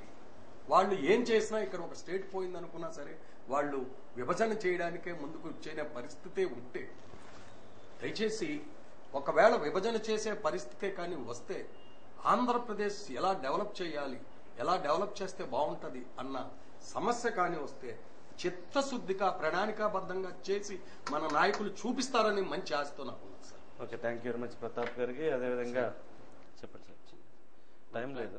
ఒకే ఒక నిమిషం. ప్రతాప్ గారు చెప్పింది కూడా మేము ఏకీభవించాం కంపల్సరీని. విభజన చేయవలసిన పరిస్థితి వస్తే ఇప్పుడే చేయాలా? ఇక్కడ మాకు 3 ఉన్నాయి, ఏదైతే రాయలసీమ, ఆంధ్ర, తెలంగాణ. తెలంగాణ అయితే ఇవాళకి డెవలప్ అయిపోయినదండి, మా ఇంచుమించుకి మంట వరకు డెవలప్ అవ్వలేదన్నారు. కాబట్టి ముందు ఆంధ్ర, రాయలసీమను కూడా అదే స్థాయిలో డెవలప్ చేయండి, అప్పుడు విభజన ఆలోచిద్దాం అన్నది ఈ సభాముఖం. ఓకే, ప్రతాప్ గారికి, అదేవిధంగా నాయుడు గారికి, సత్యనారాయణ గారికి, శాంతికుమార్ గారికి, ఆర్ఎండ్పి సత్యనారాయణ గారికి, షరీఫ్ గారికి, వీళ్ళందరికీ కూడా ఛానల్ తరఫున ప్రత్యేకంగా ధన్యవాదాలు తెలియజేసుకుంటూ ఇది ఈ రోజు చర్చా కార్యక్రమం. రేపు సమైక్యాంధ్ర సంబంధించి మరో అంశంలో మరోసారి కలుద్దాం. అంతవరకు సెలవు, నమస్కారం.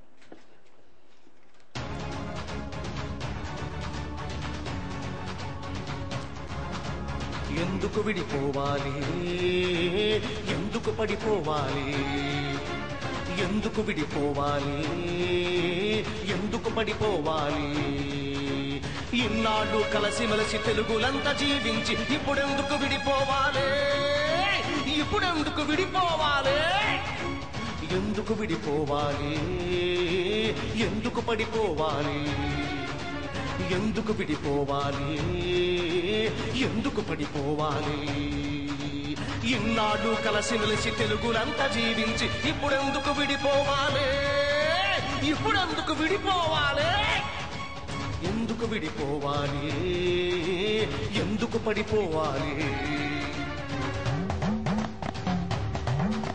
శ్రీశైలం మల్లేశుడు, దాక్షారం భీమేశుడు, కాళహస్తి కాళేశుడు, కాచేటి మేలరా,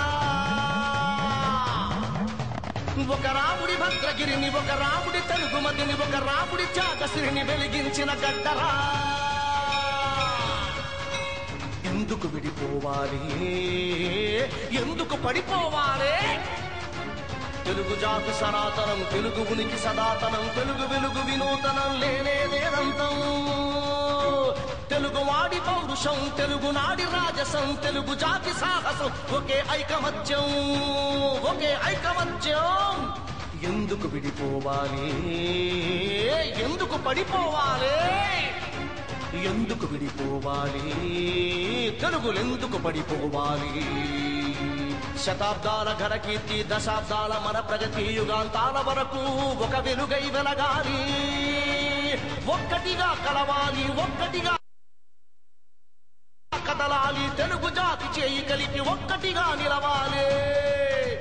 తెలుగువాడి భాష ఒకటే, తెలుగువాడి భావం ఒకటే, తెలుగువాడి గుండె ఒకటే, తెలుగు గుండె చప్పుడొకటే, భాష ఒకటే, భావం ఒకటే, గుండె ఒకటే, చప్పుడొకటే, నెత్తురొకటే, సత్తు ఒకటే, ఊపిరొకటే, ఊహ ఒకటే, నేల ఒకటే, మట్టి ఒకటే, రాజ్యం ఒకటే, రాష్ట్రం ఒకటే, రాష్ట్రం ఒకటే, రాష్ట్రం ఒకటే, రాష్ట్రం ఒకటే, తెలుగు రాష్ట్రం ఒకటే, తెలుగు రాష్ట్రం ఒకటే. ఎందుకు విడిపోవాలి, ఎందుకు పడిపోవాలి, ఎందుకు విడిపోవాలి, ఎందుకు పడిపోవాలి, ఇన్నాళ్ళు కలిసిమెలిసి తెలుగులంతా జీవించి ఇప్పుడెందుకు విడిపోవాలి, ఇప్పుడెందుకు విడిపోవాలి, ఎందుకు విడిపోవాలి, ఎందుకు పడిపోవాలి, ఎందుకు విడిపోవాలి, ఎందుకు పడిపోవాలి, ఇన్నాళ్ళు కలిసిమెలిసి తెలుగులంతా జీవించి ఇప్పుడెందుకు విడిపోవాలి, ఇప్పుడెందుకు విడిపోవాలి.